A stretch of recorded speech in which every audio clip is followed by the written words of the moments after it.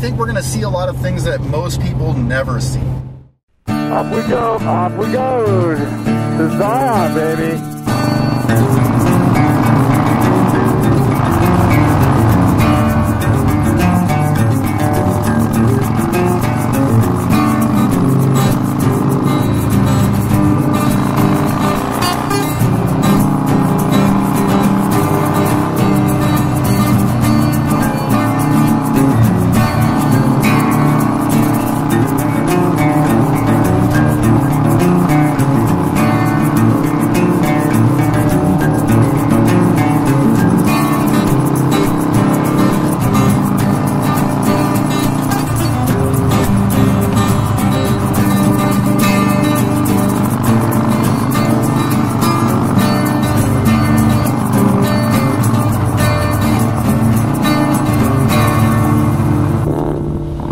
Shit.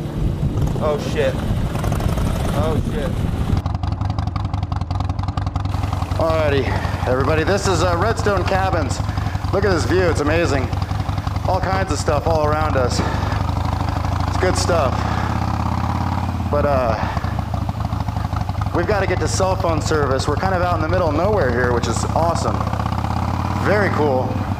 But it also kind of limits us, especially right now. You guys probably already all know by now, or at least a lot of you might, but for those that don't know, or those that want to hear a little bit more information,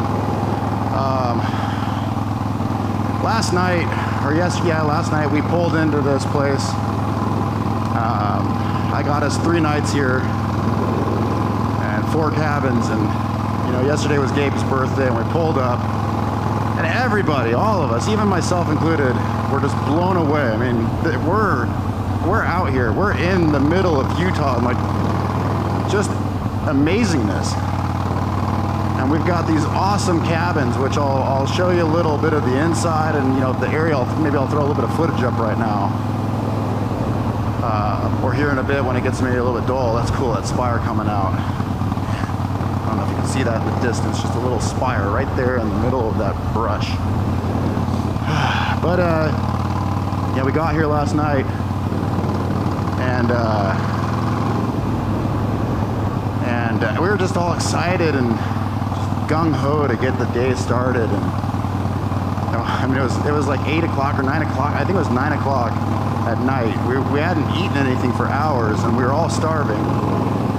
And we decided to do a dirty run to go get dinner. A dirty run is, well, that's what we're referring to. I don't know if it's the common term, but it's what we're calling no helmet, no gear, just squidding, I guess, right? And unfortunately, we were kind of squidding. We were kind of hauling butt, but I mean, I felt really safe. I felt like I wasn't pushing myself beyond any limits that I knew I could handle. And you know, my SD drive is full, so I only had a camera facing at me, so I'll show you a little bit of that. But you know, oh man, I came up to this little cabin, and I'll show it to you here in a little bit, but I came into this little cabin and I thought to myself, well, I need to know, or it'd be helpful to know if we have cell phone service. And this cabin's cool, and I know Sean Smokey's behind me. I got Strip Bolt and his brother, and Sean Smoke behind me. And anyways, I thought I'd pull over to see if we had cell phone service at that point, so at least we knew, because I mean, it feels like 10 miles to get out of this park. We're deep in this jungle here. But yeah, I pulled over, and Gabe, I think he was trying to pull a wheelie or something. He was trying to do something cool, and it didn't work out, and he fell off the back of his bike. He wasn't going super fast or anything, but his bike, he must have hit the throttle, and his bike just launched out from underneath him, and unfortunately he fell off the bike and just broke the crap out of his left wrist, and you could see bone and everything. It was pretty brutal, and I had unfortunately left my first aid kit in the cabin because we had just gotten to the cabins and unloaded. And just unloaded everything, and I just forgot to put the stupid thing back in there, and I forgot to put a bottle of water in there. But not that the first aid kit would have helped us. The only thing that we needed to do, we did. And we did it pretty quick. And I'll show you a little bit of footage of, you know, my reaction, I guess, and so on. You can see from the video that I kind of freaked out, and, you know, I'll do more of an in-depth analysis, I think, using some of Sean Smoke's footage and my footage, and then, you know, maybe sit down with Gabe at some point and kind of talk things over. But it was just a moment of stupidity. We were just excited. I mean, you have to understand, it was Gabe's birthday. He wasn't, he's always kind of felt like his birthday didn't matter because nobody really ever celebrated it. You know, nobody ever, you know, whatever. And so 6 months ago or 7 months ago, I said, let's fucking ride for your birthday. And we came to this, one of the best places I can think of for motorcycle riding. Tail of Dragon, forget it. Maholan, forget it. Santa Cruz Mountains, forget it. I mean, there's probably just a few other places that can compete with this, with what we've been seeing. And there's so much more to see. There's so many more areas to go ride. But once you get a taste of like Zion and like Bryce Canyon and this area, I mean, everywhere I look, it's just beautiful. Man, once you get a taste of it, you're overdosed. It's a powerful drug, this Utah. And anyways, he was just super excited, and you know, and I think we were just all tired from having ridden all day and just been sightseeing and out in the heat all day and then extreme cold at times, and we were just exhausted. And seeing those cabins for the first time, pulling up into this place, we thought we were lost going out. We're like, how? There can't be anything this far, this deep out.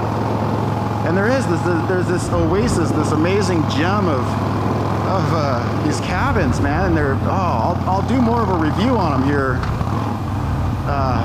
soon, and I'll talk more about that. But that was my birthday present for Gabe, was just, you know, I'm gonna get these cabins. And I didn't really know a whole lot about them. The website doesn't really tell you too much. You don't really know what you're in for, but man, we were given the royal treatment. I mean, it's just, you're in it, man. You're so in it that it's unreal. It's surreal. All of us were just, our mouths dropped to the frickin' asphalt or to the gravel or whatever we were on, and we were blown away by that place and unpacked quick, and we're just starving. We just wanted to go out and get some beers and come back and, you know, drink and celebrate Gabe's birthday. And there was an amazing thunder and lightning storm. You know, I got some cool pictures there. I'll show you. That little shack out there. I don't know if you see that. But man, we had plans and we were going somewhere, and we did that dirty run, and it felt great. I mean, it just felt so freaking liberating, and we, you know, it was just exciting. And we didn't have, like, none of us sat there and were like, let's be stupid, let's be hooligans, let's anything. I think Gabe just kind of got caught up in the moment, and I think he was so ecstatic that his birthday, like for the first time in a long time, his birthday was just freaking blooming, and just having an amazing time. And yeah, he fell off that damn bike, and so Sean and I wrapped up my belt around his arm and cinched it good up high to stop any blood flow. I could see the bone sticking out, so on. Sorry for being a little graphic. It hurts to hear about it.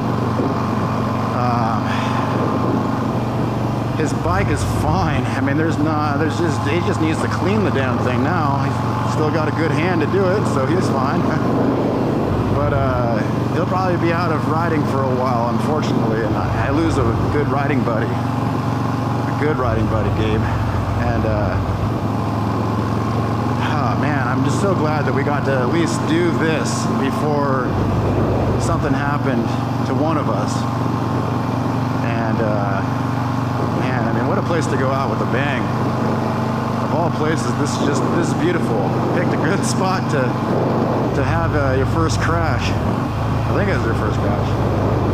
Oh, man, but look at this place. I mean, this is just, can you believe that we're staying in these cabins? I mean, just these amazing little air-conditioned, beautiful cabins. We can park our bikes right out front. Oh, it's just awesome. And that's the sad part, is that Gabe missed out on that first night. That thunder and lightning storm was epic.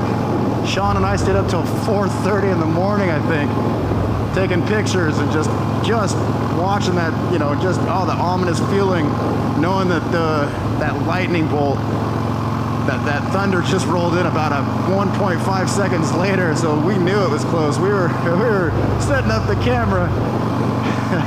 And I'd click it, and it's, you know, it takes a good 10-15 seconds or whatever for the picture to complete itself. And we would click that camera, and we'd step back a good 15 feet, just kind of hesitant every single time, worried that that bolt of lightning would come down and hit that damn camera sitting out in the field. Or hit one of us. I mean, we were laughing. We were having a good time. It felt like we were 11 years old again. It was good stuff. So this is what happened. Here's the scene of the crime. I'm kind of hesitant to reenact it, but I pulled over. I saw this cabin, and I thought, okay, this is a cool spot. This would be a good spot to know that we have cell phone service. So let's find out. And I knew Sean Smoke was gonna dig, seeing. I knew Sean Smoke was gonna dig, seeing that cabin. And Gabe's bike flew out there quite a distance.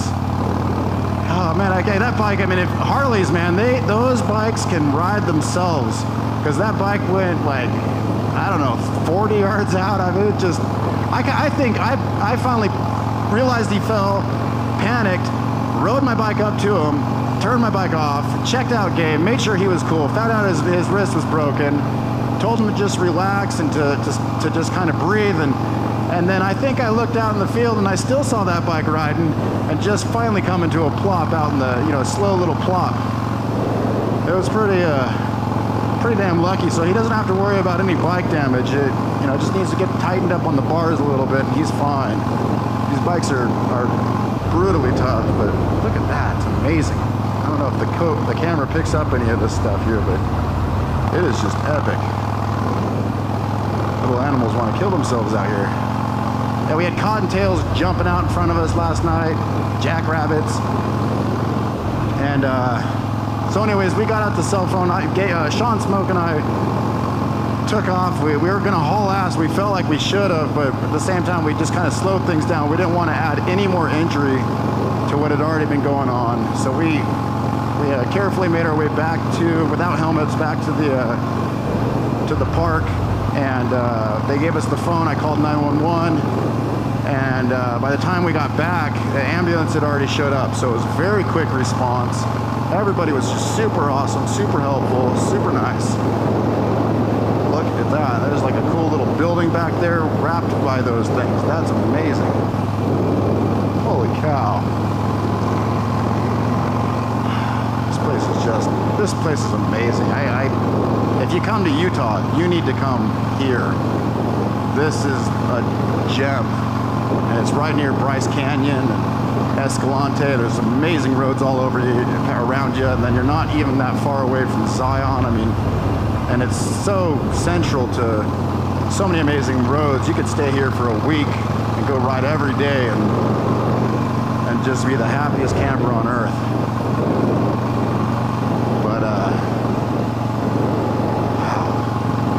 I mean, it sucks that this happened to Gabe, and I know that he probably still feels really guilty, and there's no need for it. It is what it is, and the key thing here is that shit happens. And I know enough about probability and so on to tell you that you can count on just a few things, and one of those things is that shit happens. Death, taxes, and shit happens. It just is, and it is what it is. And there's nothing else we can do about it. And that little accident might have been the difference of us, you know, cruising out and one of us getting hit by a deer. I mean, you never know what probability and chance and luck and, you know, fate or destiny or however you want to look at it. You never know what it has in store for you. Oh, man, you never know. And yeah. But Gabe was saying last night he just wants to do nothing more but get back on the bike and go ride, and he was trying to figure out if there was something we could do, like a hook or something we could attach to his arm so he could shift. That's the only thing that's going to hold him back, that and some pain. But he just wants to get up and ride again. No, especially knowing that his bike's okay. I guess that maybe that adds like insult to injury. And I'll keep you guys online too, because this whole ride is just amazing, especially as we get out towards Bryce Canyon area. It's just phenomenal, but we do need to make a stop and make some phone calls and just touch base with everybody. So, yeah, that's all I've got for you guys for now. Thanks for joining us on this crazy adventure through Utah. It's been fantastic, and we've seen everything from rain and hail to what felt like 30-something degrees last night, and to just like 110 or whatever it was in St. George. Hot days to cold nights, and with thunder and lightning and broken wrist, and we've seen it all on this trip. And yeah, it's been wild and it's been crazy. So,